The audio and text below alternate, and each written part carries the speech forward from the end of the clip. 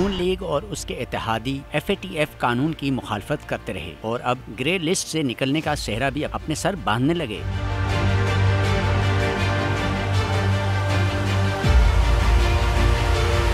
وزیر مملکت برائے امور خارجہ ہنا ربانی کھر نے FATF کی گرے لسٹ سے نکلنے کا کریڈٹ اپنی ٹیم کو دے دیا۔ ریاستی اداروں کی تعریف تو کی لیکن ساتھ ہی قبول بھی کر لیا کہ FATF قانون کی منظوری میں اتحادی جماعتوں نے روڑے اٹکائے تھے۔ کہنے لگیں کہ FATF قانون سازی کے طریقہ کار پر تحفظات تھے۔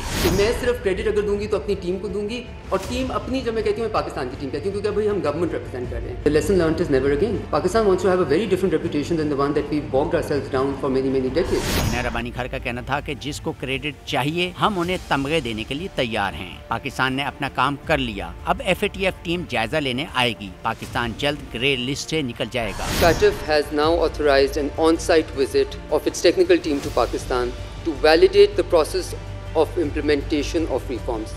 By FATF means that Pakistan is one step away from exiting the grey list. وزیر مملکت کا کہنا تھا کہ ہم نے ہمیشہ FATF کو غیر سیاسی رکھنے پر زور دیا۔ جرمنی کے دارالحکومت برلن میں فائنینشیل ایکشن ٹاسک فورس کے 3 روزہ اجلاس کے اعلامیہ میں کہا گیا کہ پاکستان نے FATF کے 34 نکات پر عمل درآمد کر لیا ہے۔ پاکستان نے دونوں ایکشن پلانز پر وقت سے پہلے عمل درآمد کیا۔ FATF کا وفد جلد پاکستان کا دورہ کرے گا۔ صدر FATF کا کہنا تھا کہ 2 سال میں 5 مرتبہ انسداد دہشت گردی اقدام کا جائزہ لیا گیا۔ پاکستان نے دہشت گردوں کی مالی معاونت روکنے کے لیے بہترین اقدام کیے، جبکہ انسداد منی لانڈرنگ کے لیے بہترین پیش رفت کی۔